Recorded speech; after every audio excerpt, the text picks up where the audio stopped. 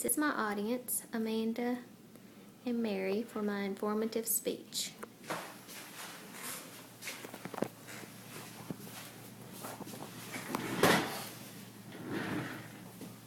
Good afternoon. This speech is intended to inform the listener of properly preparing yourself for having blood drawn. As a nurse, I venipuncture on a daily basis. Most of the listeners to this speech will have had blood drawn at least once. Having blood drawn can be a very traumatic experience for anyone, young or old. I have found a person's past experience with venipunctures has a significant effect on their anxiety regarding having blood drawn. So I have a few suggestions that will help people. My first suggestion for the patient is to let the healthcare professional know if you have a fear of needles. Many times I have patients express to me the fears they have. I like to discuss the reasons behind their fears. The fear of needles is very common in people of all ages, not just children. If your healthcare professional is aware of this, they can be better prepared to handle your fears. Secondly, you need to have a plan. Know why you are having blood drawn and how often you will have to see your doctor to have blood drawn. Many people are required to take medications that require frequent blood testing, even daily, sometimes weekly.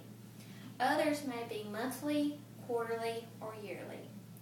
Your plan should include whether you need to eat or drink anything after midnight on the day you are having your blood drawn, whether or not you should be fasting. That is the medical term for not eating or drinking anything after midnight. So you may hear that when you talk to your healthcare professional.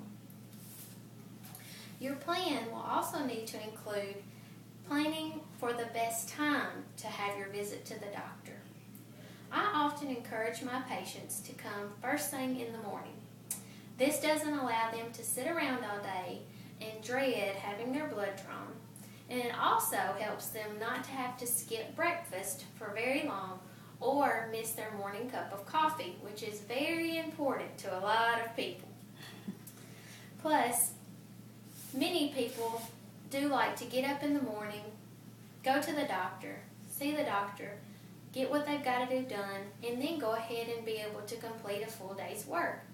So always call ahead when you're going to have your blood drawn and prepare. That should be part of your plan. Thirdly, know your limits. Many people tell me first off, I am a hard person to stick. I will tell them, you cannot mess up my track record today.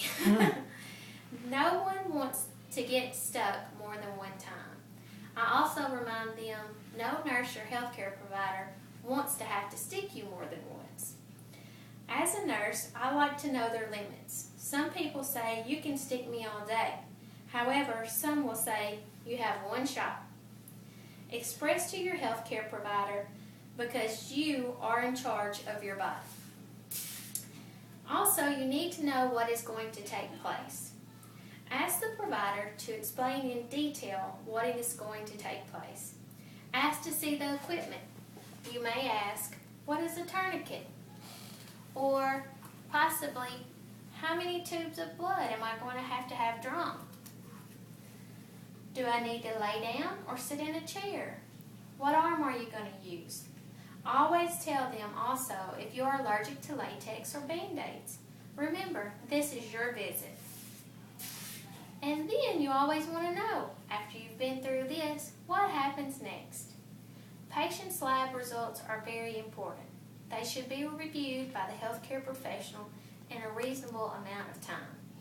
The patient should ask when they will know the results of their labs. Also ask how you will be notified of your results. Some patients prefer to be called, others are fine with a note in the mail. And always remember, just because your doctor asks you to come back to go over your lab work doesn't mean there is something wrong.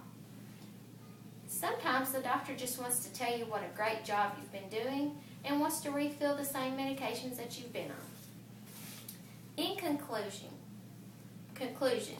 Getting your blood drawn does not have to be a bad experience. Working as a team with your healthcare provider should ease this process.